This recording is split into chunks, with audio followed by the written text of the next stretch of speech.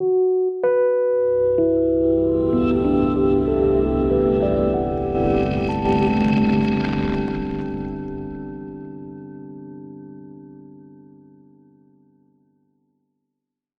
finta de Borrego. Ahí en servicio, Gio. Fírmala, Gio. Fírmala, fírmala, fírmala, fírmala, fírmala.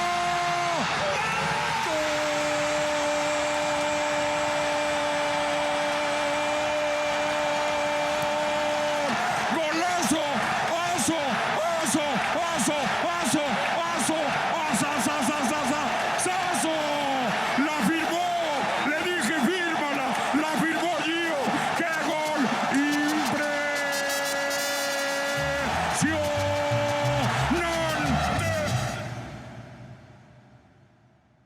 País en movimiento. Realidad en movimiento. Cuerpo e historia en movimiento. Altavoz social y cultural y Sonidera Central presentan All-In, un podcast sobre la historia del deporte en México, con el maestro Juan José Sánchez.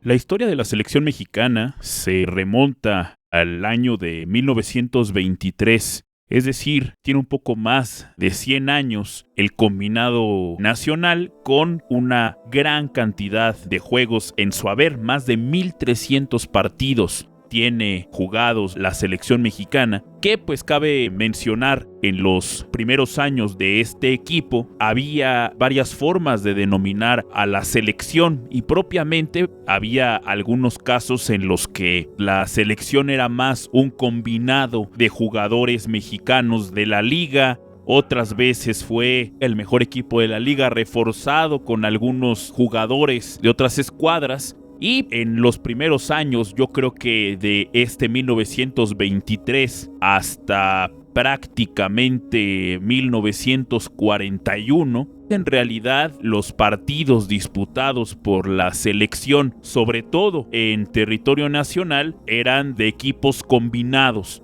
No había como tal la idea de una selección mexicana. Caso contrario con algunos eventos internacionales como los Juegos Olímpicos o los Mundiales, donde pues sí se buscaba hacer propiamente una selección para acudir a estos partidos.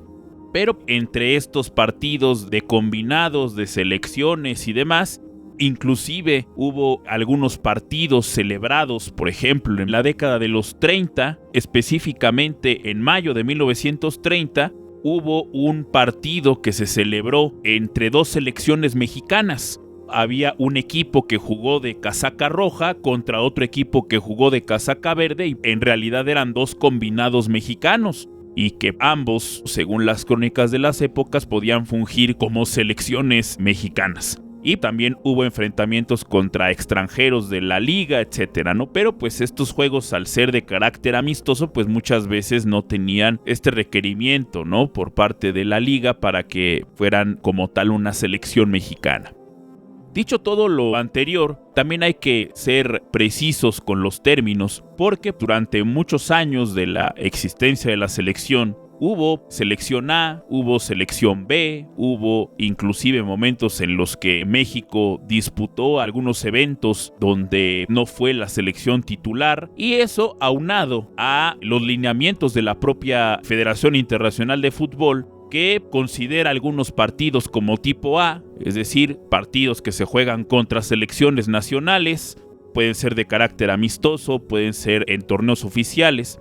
Hay otros partidos que son de carácter B, que no cuentan como tal para las estadísticas de las selecciones, y estos partidos tipo B son algunos contra clubes, otros contra selecciones que no están afiliadas a la FIFA. Entonces es bastante complicado. Y para esto siempre recomiendo la labor de dos personajes que son fundamentales cuando hablamos de la historia de la selección mexicana. Uno de ellos es Eric Lugo, quien ha hecho toda la relación de los partidos de selección mexicana desde sus orígenes hasta el último partido celebrado por la selección. Tiene prácticamente anotadores, tiene los resultados, los pormenores de los partidos. Y el experto más importante de selección mexicana es Francisco Javier Sánchez, apodado Fajasa, y que bueno, pues él tiene toda la relación de los partidos de selección, anotadores, etcétera, los pueden consultar también con él. Y finalmente otro personaje importante es Joel González, quien también ha trabajado la historia de Chivas sobre todo, pero también se ha enfocado en resaltar los logros y los partidos y demás de la selección mexicana. Pues dicho esto, hay que hablar acerca del inicio de esta selección.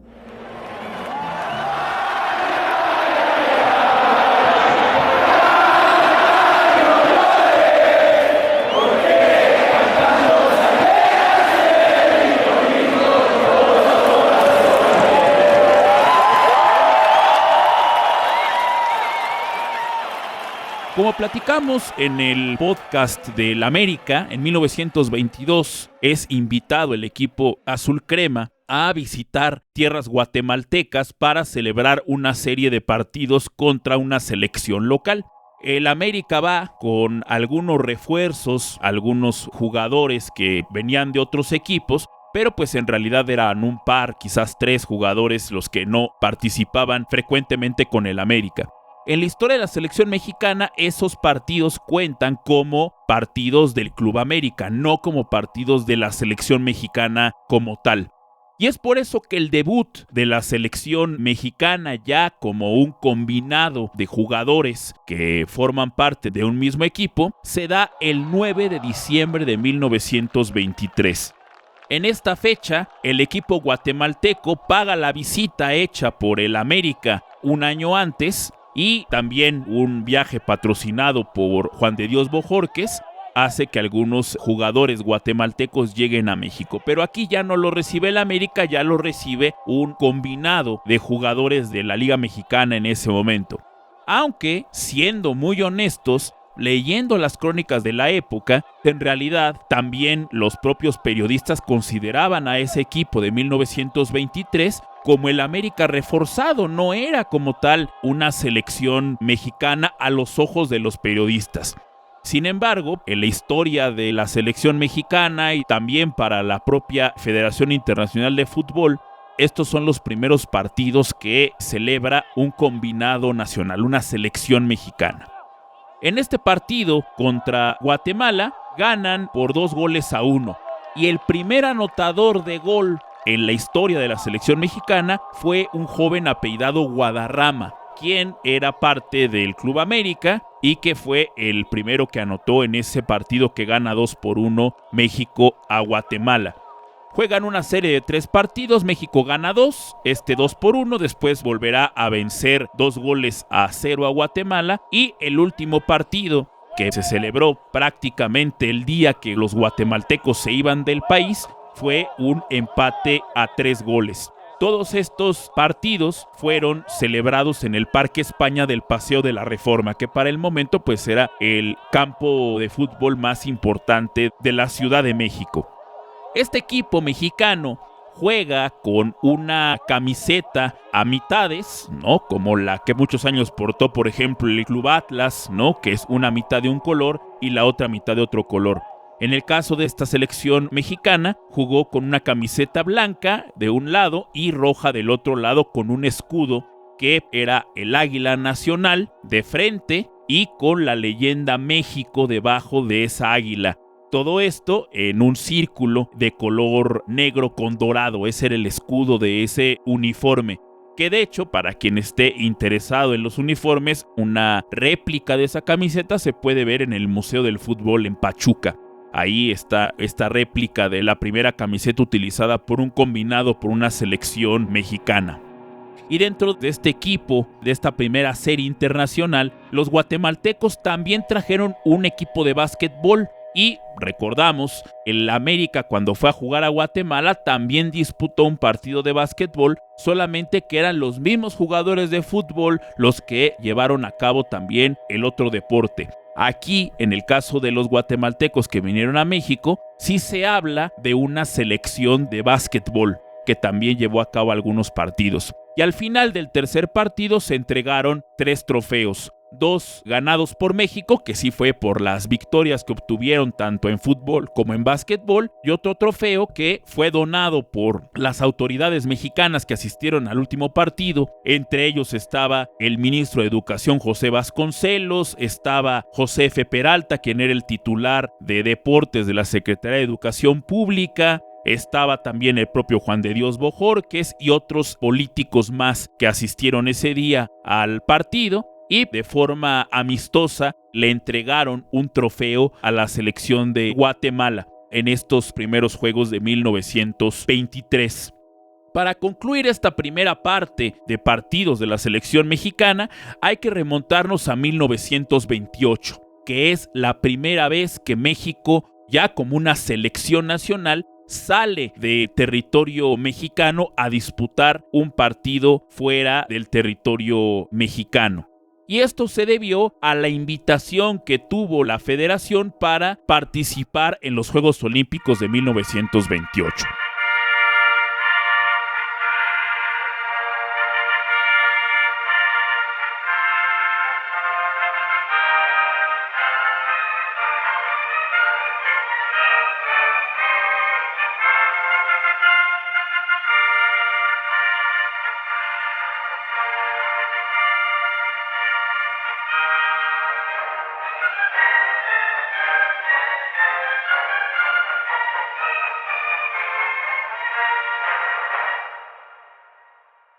Para poder platicar acerca de los Juegos Olímpicos de 1928, nos tenemos que remontar a la primera temporada de este podcast.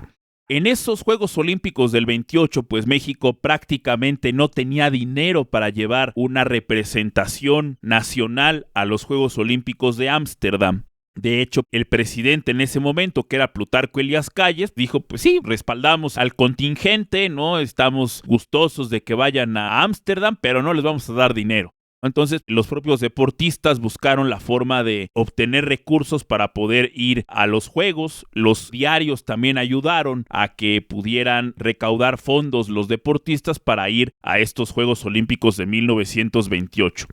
En el caso del fútbol es un poco distinto, porque la federación recibe una invitación para formar parte de los Juegos Olímpicos, pero al ser muchos jugadores los que iban a ir al evento, digamos que no fueron parte del mismo contingente de atletas de otras disciplinas, donde estaban aquellos corredores tarahumaras y otros personajes de los cuales ya platicamos en la primera temporada de Olín. Entonces, este combinado mexicano hace una serie de partidos amistosos en territorio nacional para que, con las entradas que se obtuvieron, pudieran pagar el viaje de los jugadores de fútbol, que, repito, tuvo otro tipo de dinámica. En ese momento, el fútbol dentro de los Juegos Olímpicos era una disciplina que se jugaba únicamente a eliminación directa, y esto provocó que México oficialmente solamente disputara un partido en estos Juegos Olímpicos, que fue contra la selección de España, que obviamente ya con una liga prácticamente profesional, porque ese mismo año ya estaban terminando los lineamientos para volver a la liga española, una liga profesional, apabulló a los mexicanos al son de 7-1. No le mintamos más a la gente. México no tiene nivel futbolístico. Yo lo he dicho 1000 ocasiones y lo repetiré aquí. La persona que se atreva a comparar el fútbol argentino con el mexicano es igual de imbécil que aquel que compara el boxeo argentino con el boxeo mexicano. Es igual de imbécil. El gol mexicano fue anotado por Juan Carreño, el famoso trompo. Y cuando se encuentran allá en Europa, después de haber hecho una travesía para poder llegar a la ciudad de Ámsterdam, tratan de ver la forma de conseguir algunos recursos para poder mantenerse allá y también para aprovechar el viaje, estar en ese lugar y después regresar a México con un poco de dinero por estas presentaciones que tenían allá en Europa. Después de estos juegos, además, cabe mencionar, en el marco de la celebración olímpica, aunque no como parte del torneo olímpico, jugaron un partido amistoso en contra de Chile. Algunos dan este partido contra los chilenos como parte de los Juegos Olímpicos porque fue un partido para terminar, digamos, el ranking de las selecciones, que eran unos partidos que se pueden llamar de consolación, porque digamos el torneo regular de los Juegos Olímpicos, obviamente los equipos que ganaban seguían adelante en el torneo y aquellos equipos que perdían se iban o podían jugar algunos partidos de consolación para poder rankearlos dentro de las selecciones que iban perdiendo. Y esto lo comento porque hubo algunas selecciones que no jugaron este partido de consolación, que no se rankearon como tal y que únicamente con las derrotas que sufrieron en los primeros partidos, pues con esas se fueron, ¿no? Y hubo otros, como el caso de chilenos y mexicanos, que sí jugaron este partido de consolación, pero que como tal no cuenta dentro de los registros oficiales olímpicos, porque estos partidos fueron externos a la organización oficial y solamente sirvieron para rankear a los equipos. Después de jugar contra los chilenos, se van a una gira dentro del propio país donde se celebraban los Olímpicos, en Países Bajos. También van a Bélgica y Alemania. Ahí jugaron contra puros clubes. Una serie de 12 partidos de fútbol se celebraron en esos 3 países. En estos 12 juegos, solamente el combinado mexicano puede ganar 2 juegos. Uno lo ganó a un equipo llamado UBB Utrecht de Holanda, de Países Bajos, que curiosamente este equipo, el UBB Utrecht, es un equipo que hoy se distingue por ser uno de los principales animadores de la Liga Profesional de Béisbol en Países Bajos, que cabe mencionar es una de las ligas más potentes en Europa.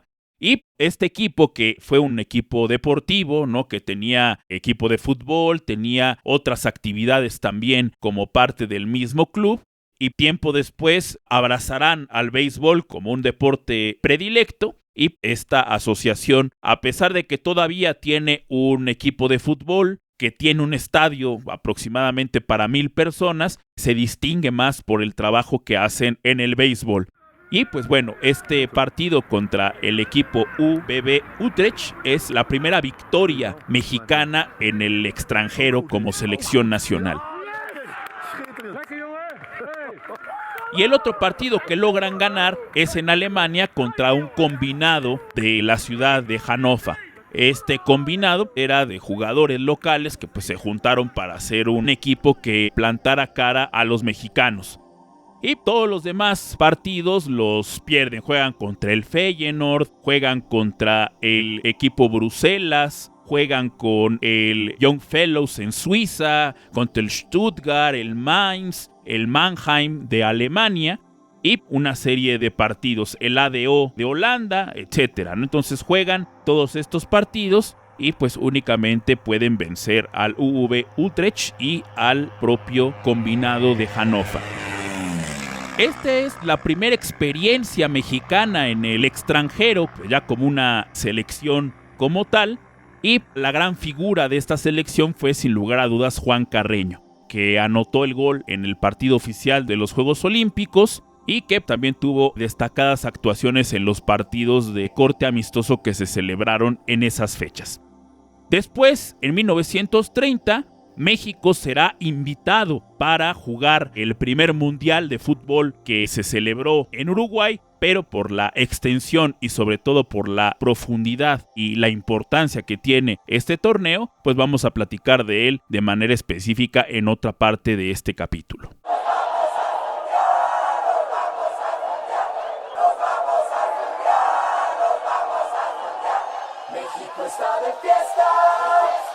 En 1928 el viaje a Ámsterdam fue tétrico, a tal grado que los jugadores llegaron al país europeo con muchos kilos encima, llegaron entumidos y prácticamente bajaron del barco para jugar contra España. Esta experiencia llevó a que los directivos mexicanos tuvieran un poco más de cordura al momento de llevar al equipo mexicano a su segunda gran aventura internacional en el lejanísimo, en ese momento, país de Uruguay. Obviamente hoy también queda muy lejos Uruguay, queda quizás a unas 10 horas, 9 horas y media en avión, pero en la época la única forma de llegar era a través de ferrocarril y de barco. Y pues para que podamos tener una noción de la celebración, hay que entender que este equipo mexicano se empezó a preparar para el Mundial de 1930 prácticamente desde inicios del propio año de 1930.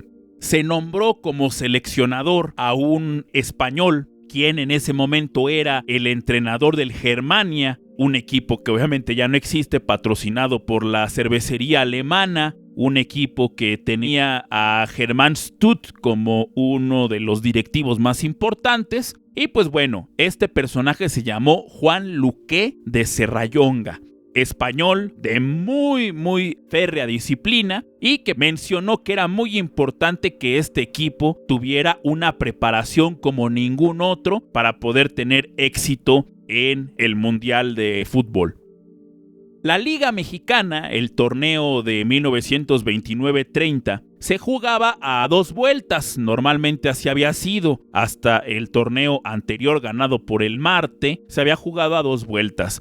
Pues a tal grado fue la importancia del evento internacional que los jerarcas de la federación decidieron que el torneo 29-30 únicamente se jugara a una sola vuelta. No hubo 2 vueltas como en otros torneos. Y esto porque se determinó que la selección nacional tenía que concentrarse para llevar a cabo una buena preparación para el Mundial. Y determinaron que el lugar de concentración iba a ser las instalaciones del Club Necaxa. A un lado de lo que ya se estaba empezando a fraguar, que era el Parque Necaxa, había un cuarto de máquinas que le pertenecía a la Compañía de Luz, y en ese cuarto de máquinas habían quitado la maquinaria vieja y los aparatos que tenían ahí de la Compañía de Luz y habían adoptado este lugar para que se convirtiera en la sede oficial del Club Necaxa. Iban a poner un billar, iba a haber un salón de baile, boliche, iba a haber también cuartos para que los equipos visitantes extranjeros pudieran quedarse alojados en ese lugar. De hecho, el Parque Necaxa es muy curioso porque la pared de esta casa club, como se nombró después, estaba detrás de una de las porterías y ahí en esa pared estaba apoltronado el marcador oficial del campo, ¿no? Entonces era interesante porque la estructura del Parque Necaxa era un gran rectángulo todo cubierto por la gradería, pero en una parte, en el inicio de este parque, se cortaba la gradería porque estaba la pared de la casa club. Y bueno, uno de los primeros equipos futbolísticos, quizás el primero, que ocupó este edificio del Parque Necaxa fue precisamente la selección mexicana que se preparaba para ir a Uruguay. Si bien cabe mencionar, el Parque Necaxa fue inaugurado hasta septiembre de 1930, ya se estaban llevando a cabo las labores de acondicionamiento del parque desde unos meses antes. Ahí mismo, en el Parque Necaxa o en los terrenos que estaban ahí cercanos al Parque Necaxa, Juan Luque de Serrallonga llevaba a cabo los entrenamientos diarios de la selección. 6 de la mañana en punto se levantaba a los jugadores y llevaban a cabo un entrenamiento de aproximadamente hora y media, de 6 de la mañana a 7 y media de la mañana, que consistía en correr, en realizar algunos ejercicios de estiramiento, algunas jugadas, una cascarita durante ese tiempo. A las 8 de la mañana los jugadores iban al desayuno y posteriormente, alrededor de las 8 y media, se les liberaba a los jugadores para que fueran a sus lugares de trabajo. Obviamente, pues los jugadores no vivían de la selección, no vivían de un sueldo y pues tenían que trabajar en algunos lugares, ¿no? Por ejemplo, el Necaxa tenía a los jugadores ocupados en algunos puestos dentro de la propia Compañía de Luz. Otros jugadores tenían algunos trabajos en el centro de la ciudad, trabajaban pues en tintorerías, en ferreterías, de carpinteros y un largo etcétera. Y se les dejaba ir a los jugadores y se les pedía que estuvieran de regreso en la concentración a las 8 de la noche para que todos durmieran juntos y que el entrenador nacional estuviera al pendiente que ningún jugador se saliera a disfrutar de las mieles nocturnas, que cabe mencionar, sobre todo los jugadores del Atlante, eran muy fanáticos a gastar el tacón en los cabarets del lugar, eran aficionadazos al pulque. Hablamos de Juan Carreño, el Diente Rosas, el Patadura, todos ellos eran fanáticos del pulque y de la vida nocturna, y para evitar que estos jugadores tuvieran esas tentaciones, pues se les obligaba a dormir todos en esta casa club del Necaxa. Aproximadamente mes y medio antes de que empezara el Mundial en junio de 1930, el equipo mexicano salió del país. Primero se fueron a Veracruz en tren. Ese tren, ustedes dirán, lo más lógico es que se vaya hacia el sur. Después el barco que salía de Veracruz pues fuera ya directamente hacia el sur. Pero no, el barco no había como tal rutas específicas para los mexicanos, sino que tenían que hacer rutas internacionales. Y eso obligó que el combinado mexicano tuviera que ir hasta Nueva York para que de ahí tomara otro barco que salía de Nueva York hasta Río de Janeiro en Brasil. Entonces, este viaje innecesario tuvo que llevarse a cabo. Sin embargo, dentro de estos barcos que llevaron a México de Veracruz a Nueva York, de Nueva York a Río de Janeiro, ya Luque de Serrallonga tenía preparado una serie de ejercicios, sobre todo para mantener en forma al plantel. Tenían, entre otras cosas, corrían ahí en el barco, hacían ejercicios de estiramiento y también llevaron, y esto es muy curioso, llevaron un poste, podemos decirlo así, agarrado de una especie de llanta en la parte inferior, y en ese palo colgaron con una cuerda una pelota de fútbol para que los jugadores pudieran practicar tiro, pudieran practicar también cabeceo sin el riesgo de que la pelota se les pudiera ir, no se les pudiera caer del barco, porque solamente llevaban 2 pelotas para todo el viaje y además pues tenían que llegar a Uruguay con pelotas para poder practicar ya que estuvieran en tierra. Entonces por eso se les ocurrió, idearon esta idea de colgar esta pelota, ¿no?, con un lazo en un palo para que pudieran jugar ahí, ¿no? Era más o menos, ¿no?, lo que hoy, bueno, no sé si hoy la gente todavía lo conozca así, pero pues lo que se conoce como Spiro en algunos lugares donde se pone una pelota o un artefacto en una cuerda y que es golpeada con los puños y que, bueno, da vueltas en este palo, ¿no? Más o menos así era la idea que se le ocurrió a Luque de Serrallonga para que no se le perdieran las pelotas en el barco. El viaje se convirtió en el primer enemigo a vencer, ocasionando problemas físicos. Pues durante esos 27 días entrenábamos con gimnasia, algo de peloteo de cabeza a bordo de la embarcación. Así, el equipo llegó a Uruguay el 9 de julio, el día del primer sorteo mundialista, para enterarse que tendrían el honor de disputar con Francia el juego inaugural en las Copas del Mundo. Al llegar a Uruguay, se hospedaron en un lugar llamado Villa Lésica. Este lugar fue dado por la propia organización del evento en Uruguay y también se les dio como lugar de entrenamiento un colegio llamado Pío, así se llamaba, el Colegio Pío, y ahí fue donde pudieron llevar a cabo algunos entrenamientos. En la Villa Lésica, antes de salir al primer partido del Mundial, Luque de Serrallonga reúne a todo el equipo para dar una plática previa. Y en esta plática, que es por demás famosa, es de los puntos más socorridos cuando se habla de la selección mexicana, Luque de Serrallonga llevaba una bandera mexicana, una imagen de la Virgen de Guadalupe y también llevaba un tocadiscos como parte de la arenga de esta plática. En la plática les dice que olviden por un momento que tienen novias, olviden que tienen madres, olviden que tienen hermanos, olviden a toda su familia, que se tienen que concentrar en que 20 millones de mexicanos están al pendiente de lo que van a hacer en la cancha. 20 millones que están rezando por ustedes, 20 millones que tienen sus esperanzas puestas en ustedes, así que tienen que dar lo mejor para su país. Luque sacó una bandera de México y obligó a todos los jugadores de la selección a pasar por la bandera y besar el lábaro patrio, y no conforme con eso sacó la imagen de la Virgen de Guadalupe y les dijo: ella es la que nos va a ayudar a ganar el partido, y pues también les dijo que se acercaran a la imagen de la Virgen, que besaran la imagen de la guadalupana. Y al final, para decorar y terminar con broche de oro su arenga, puso en el tocadiscos una cinta con el himno nacional mexicano.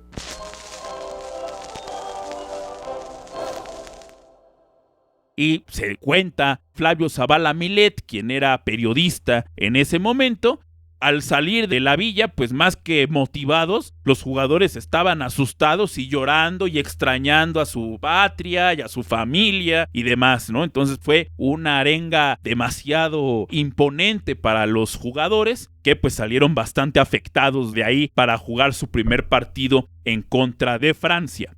Este partido, celebrado en la cancha de Peñarol, en el barrio de Pocitos, así se llamaba la cancha, tenía como intención inicial el comité organizador que se celebrara en el Estadio Centenario de Montevideo, que se había construido para este mundial, el estadio más importante y más imponente de América.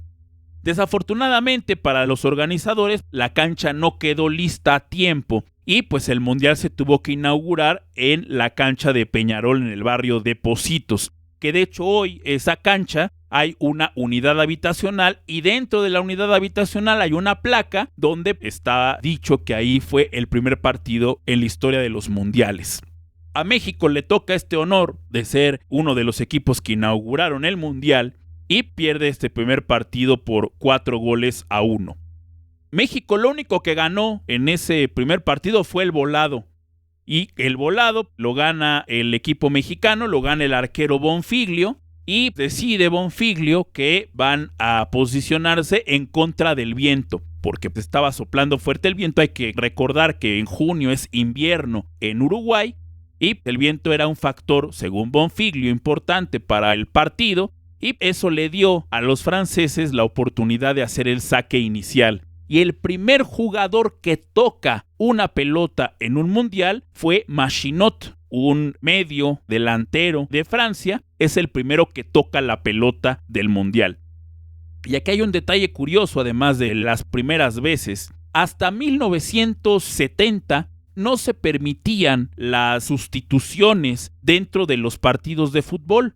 Los 11 que empezaban eran los 11 que terminaban los partidos. Y si había algún lesionado, si había algún problema en la cancha, ese jugador lesionado tenía que seguir jugando, o si era realmente impedido por cualquier circunstancia, el equipo se quedaba con jugadores menos para continuar el partido. Sin embargo, es muy interesante que en este partido el portero francés, que se apellidaba Cepot, tiene un choque con Nicho Mejía, jugador del Atlante. Choca con Nicho Mejía porque le había salido a los pies y Nicho Mejía le pega un rodillazo en la cabeza. El portero pierde el conocimiento y tiene que entrar el portero suplente llamado Chantré, y este portero Chantré podemos decir que es el primer cambio en la historia de los mundiales, y es un cambio que no era permitido por las reglas, pero que al ser el portero el que se había lesionado y que había perdido el conocimiento, tuvieron que invitar al otro portero a que formara parte del partido.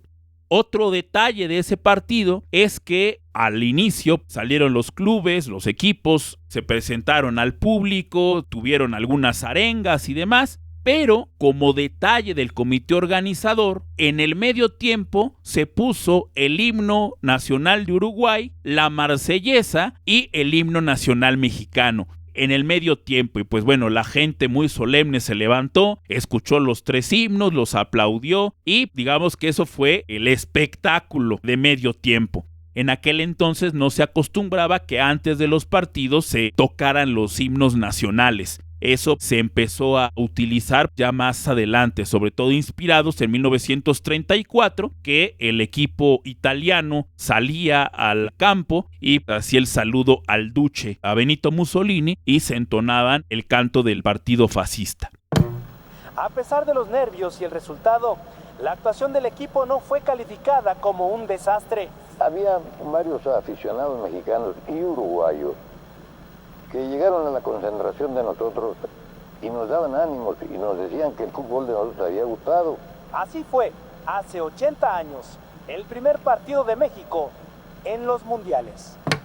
El segundo partido de México juega contra Chile y lo pierde 3-0. Un partido donde México, según las crónicas, es el peor de los 3 partidos. Y además, también un mexicano tiene el dudoso honor de ser el primero en anotar un autogol. Y nos referimos al Diente Rosas, que mete un autogol para el 2-0. Otro detalle de ese partido es que el arbitraje fue malísimo. Malísimo el arbitraje, que pues de hecho el primer gol chileno cae después de que un jugador del país andino le pega con la mano, y también México reclamó un penal que no lo marcó el colegiado. El colegiado era un belga y a tal grado llegó la reclamación de los mexicanos que el árbitro belga dijo: pues yo no entiendo absolutamente nada de lo que me están hablando, yo no entiendo español, así que no voy a revisar la jugada, no voy a determinar ninguna falta y que siga el partido. Y el equipo mexicano pierde 3-0. Para concluir su participación en el Mundial, México juega contra Argentina en el último partido de la fase de grupos y pierde también 6-3. Otro partido que tiene bastantes anécdotas para contar. La primera es que otra vez el Diente Rosas tiene otro dudoso honor, que es el primer jugador que falla un penal en la historia de los mundiales. Marcan un penal por una falta dentro del área, patea el Diente Rosas, falla el envío, pero en el contrarremate mete gol. Hay en esta historia, en este partido, hay bastantes dudas acerca de quién fue el primero en fallar un penal. Muchos dicen que fue el Diente Rosas. Otras investigaciones, sobre todo investigaciones venidas desde Sudamérica, aseguran que no fue Diente Rosas el primero en fallar un penal, que el primer penal lo falló el defensa argentino Paternoster en ese mismo partido. Pero aquí es donde viene la polémica. Marcan una falta en contra de la selección mexicana, pero la falta fue fuera del área penal, y aquí hay un detalle interesante. El árbitro marca la falta, pero posiciona la pelota a aproximadamente unos 14-15 pasos de la portería del arquero mexicano. Es decir, más o menos donde hoy podríamos decir que está la media luna del área. Y ahí pone la pelota, pero no hay una barrera como tal. O sea, está ahí la pelota y desde ahí el jugador argentino patea sin que haya oposición alguna más que el arquero mexicano. Entonces, este tiro, que pareciera que es como una especie de penal largo, es el que consideran que fue el primer penal en la historia de los mundiales. Pero por eso, insisto, hay una gran polémica porque, digamos, oficialmente no es un penal, porque fue una jugada que surgió fuera del área penal y que fue cobrada en otro espacio que no es el punto penal donde se cobran los penales. Y fuera del área, el error fue del árbitro porque no permitió que ningún jugador se interpusiera entre Paternoster y el arquero mexicano Bonfiglio. Entonces, pues ahí fue donde viene la duda si realmente fue penal, no fue penal, porque pues bueno, la gente estaba confundida en ese momento por la jugada tan extraña, ¿no? Marcar un tipo penal, pero que no es penal y demás, pues bueno, fue algo bastante curioso en ese momento.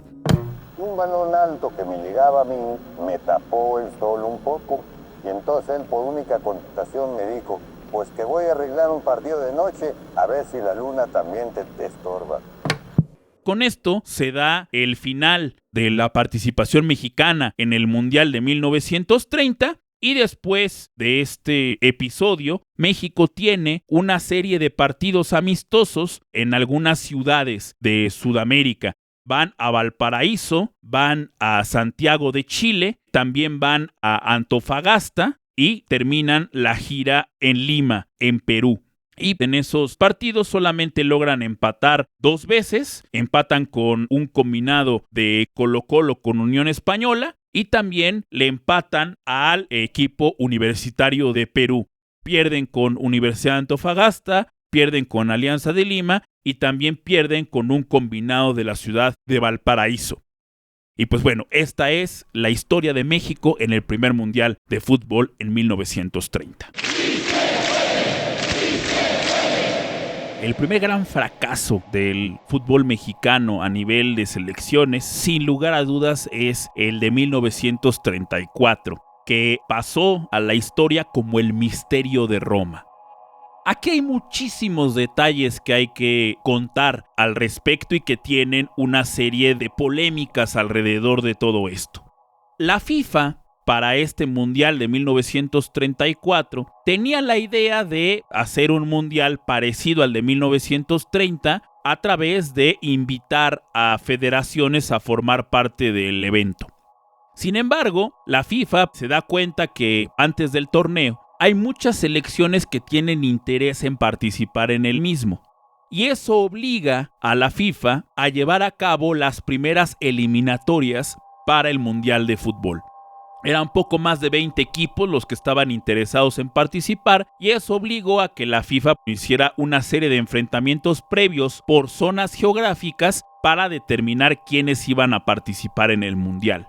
En el caso de la parte de Norteamérica, la FIFA determinó que se presentaran o que se efectuaran partidos para determinar al campeón de Norteamérica y otra serie de partidos para los países de Centroamérica y del Caribe.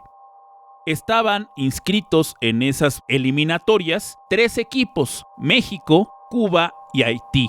Y también se había invitado a los Estados Unidos a que participara en estas eliminatorias. Las eliminatorias iban a ser enfocadas en una sede. En el caso de Cuba contra Haití iban a ser en Puerto Príncipe, en Haití, y en el caso de México, en la Ciudad de México.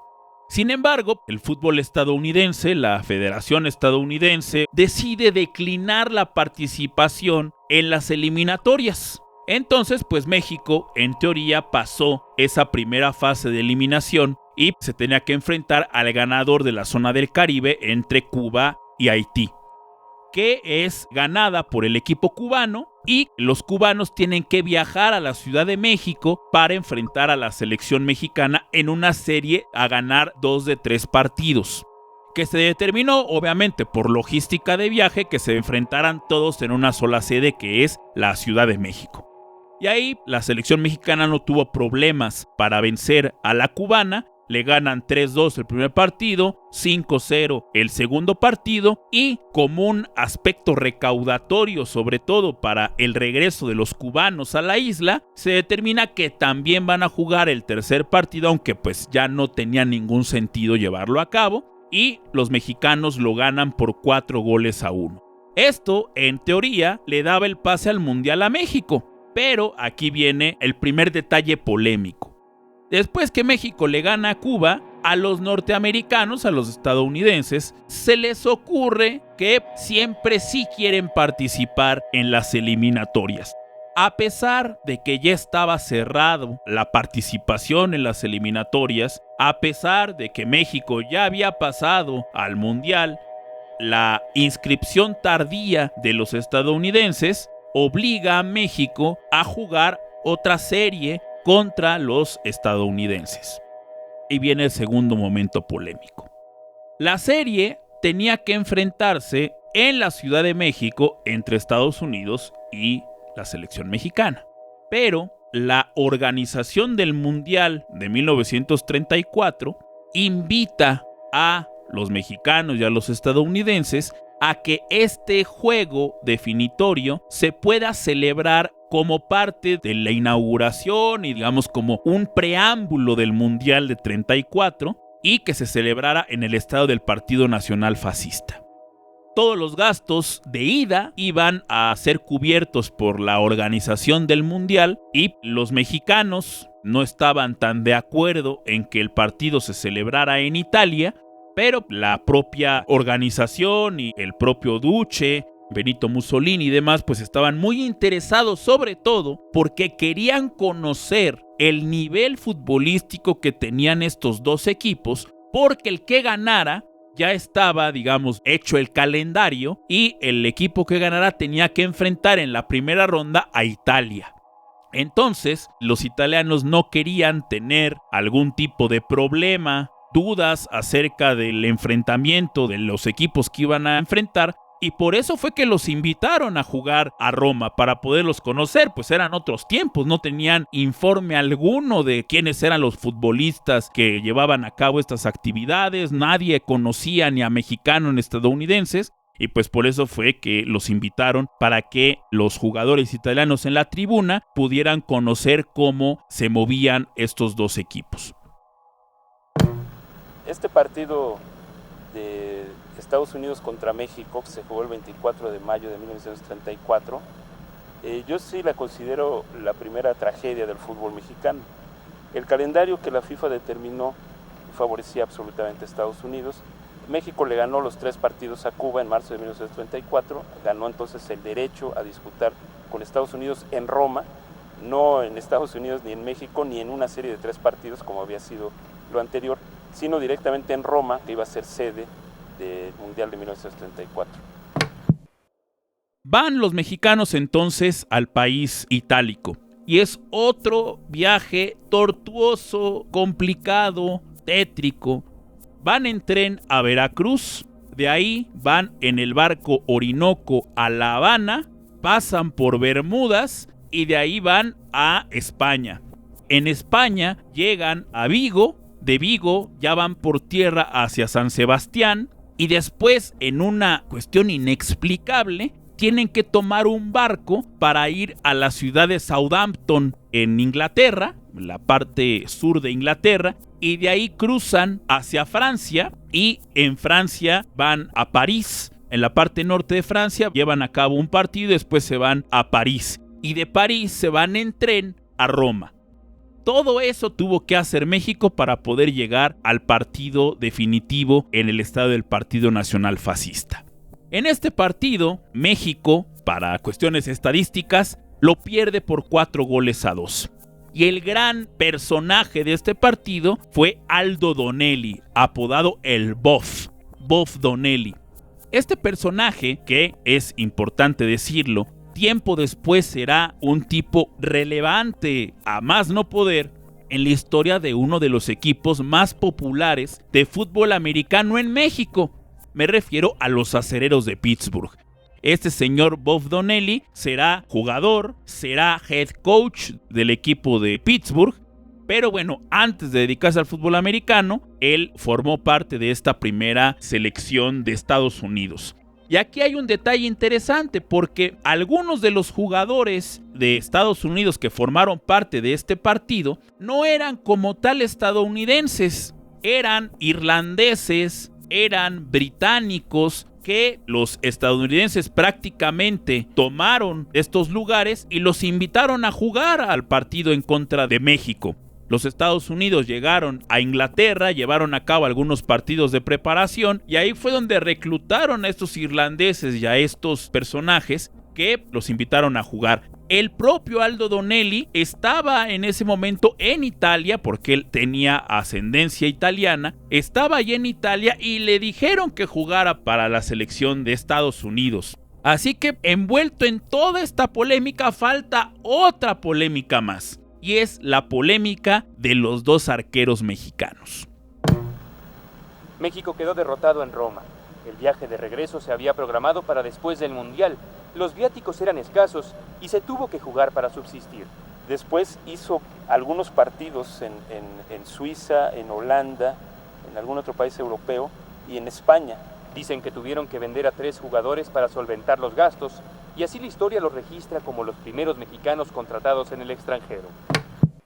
El entrenador mexicano en ese proceso eliminatorio fue Rafael Garza Gutiérrez Record, aquel que había fundado al América y que había sido un defensa central muy importante en el equipo azul crema, que había ido a los Juegos Olímpicos de Ámsterdam, había sido también capitán del equipo mexicano en 1930 en el Mundial de Alemania, y que pues ya se había retirado del fútbol como tal en 1932-33, y había sido nombrado como el entrenador nacional.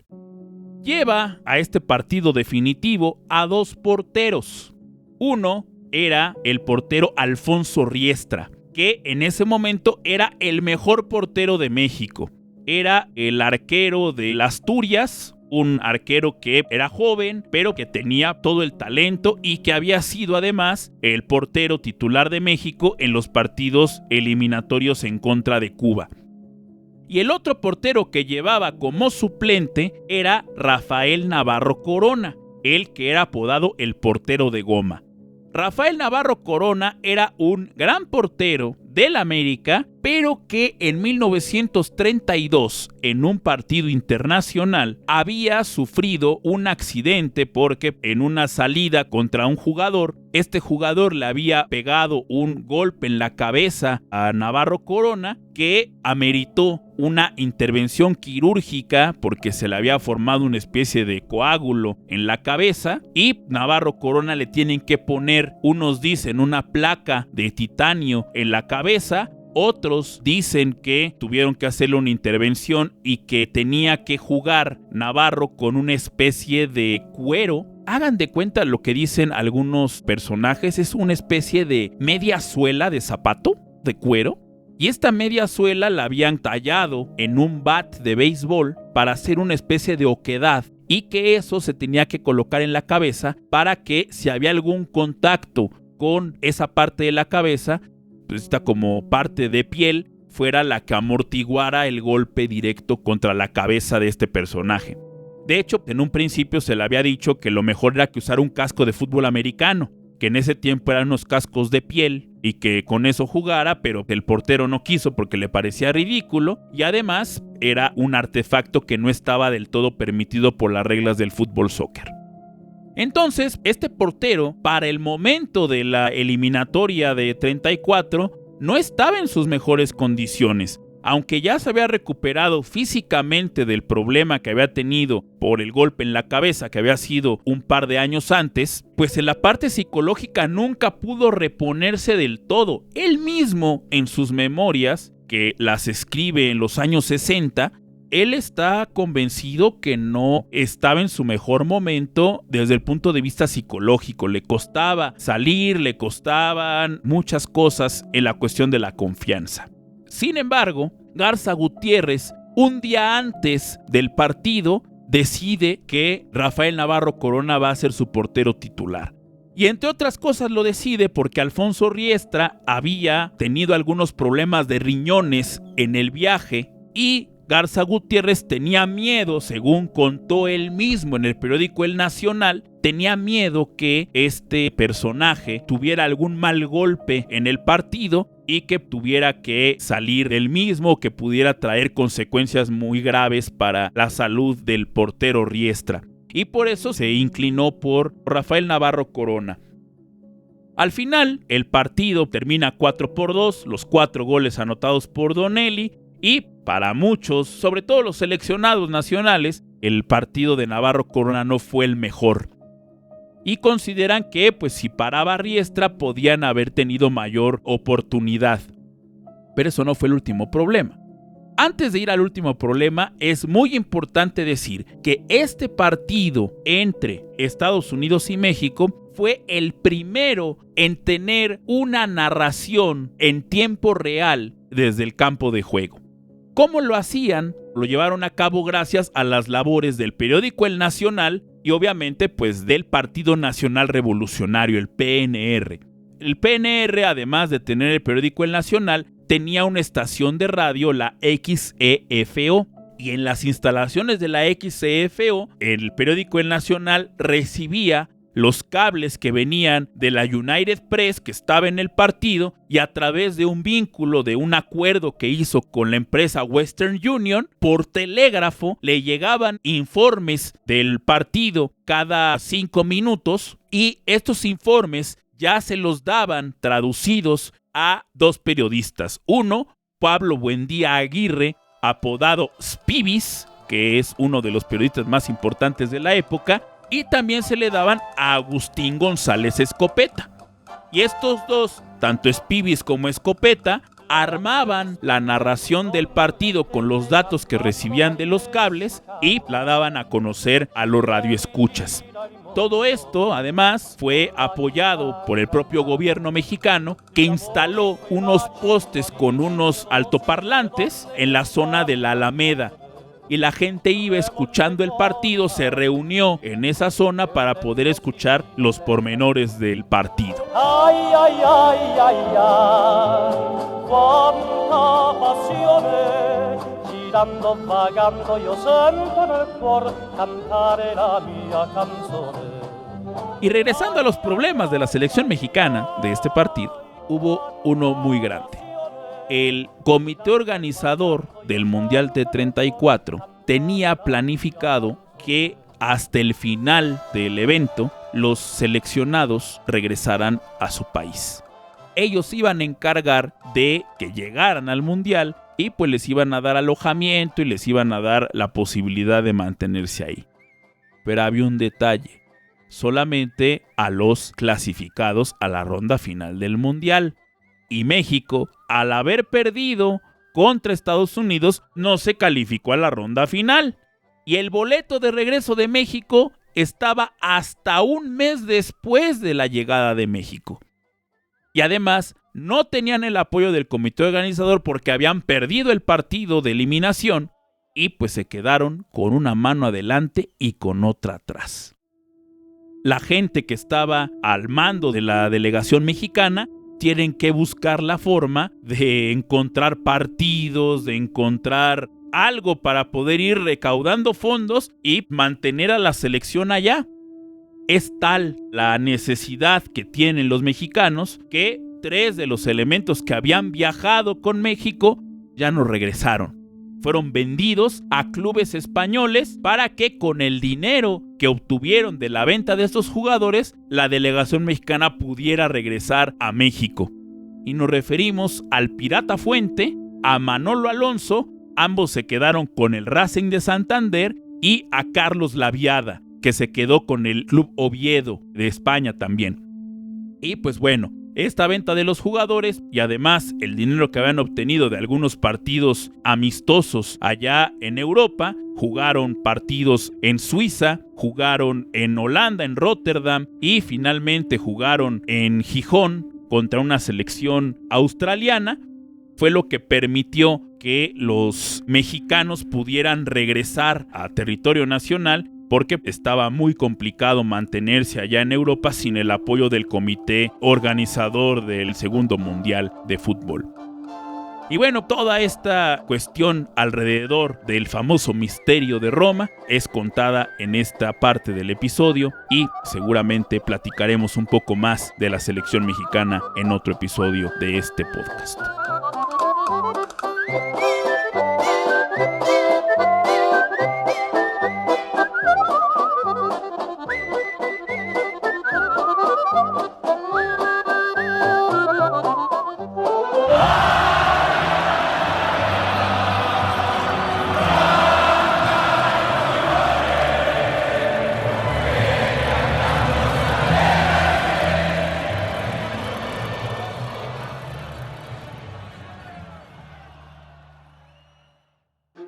Olín, un podcast sobre la historia del deporte en México, es una serie sonora original producida por Sonidera Central y Altavoz Social y Cultural para Todo Menos Miedo. Asegúrate de seguirnos para escuchar los siguientes episodios. Tu recomendación y comentarios nos ayudan mucho. Gracias. Si deseas apoyar contenidos como este, te esperamos en patreon.com/Todo Menos Miedo. O si deseas hacer un donativo deducible de impuestos, escríbenos a altavoz.ac@gmail.com. Idea original: Benjamín E. Morales. Guión y locución: Maestro Juan José Sánchez Bracamontes. Producción: Benjamín E. Morales, Gabriela Astorga y Sebastián Morales. Producción ejecutiva: Juan Manuel Rivero, Manuel Gil Antón, Margarita Moreno, Cecilia Pérez y Elena CDMX. Diseño sonoro: Sebastián Morales, Jorge Mendoza, Fernando Rivero y Fernando Jiménez. Edición: Sebastián Morales, Jorge Mendoza, Fernando Rivero, Fernando Jiménez y Samuel Rivas. Diseño gráfico, Jimena Martínez. Agradecemos a nuestros Patreons: Analí Zárraga, Diana Banda, Giordano Palma, Iván Said, Lau Baneco, León HG, Moringa, Noemí Aragón, Alo, El Indio Ladino, Jonathan Santos, Juan Manuel Nájera, Marcovian, Óscar Soberanes, Valentina Eslava, Víctor Argüello, Jair Orozco, Aleida Sabi, Arturo Solís, Cerealito, Chiquitillo, Diablo Sayayín, Edith AM, Eduardo A.I., Juanga, Mayus Rojas, Media Luna, Mosteca, Os Baeza, R. del Niño Jesús, Felipe Bracho, José Ramón Celis, Mariana Gómez, Vero López, Y, Elena CDMX, Juan Manuel Rivero, Margarita Moreno, Cecilia Pérez y Manuel Gil Antón. Todos los materiales pertenecientes a terceros incluidos en esta producción fueron utilizados con fines históricos y de difusión. Para consultar la lista completa de materiales y fuentes puedes visitar www.altavozsc.org.mx. Este material es distribuido bajo una licencia de Creative Commons Reconocimiento No Comercial Compartir Igual. Esta licencia permite a otros remezclar, adaptar y construir sobre su trabajo de manera no comercial siempre que lo acrediten y otorguen licencias de sus nuevas creaciones bajo los mismos términos.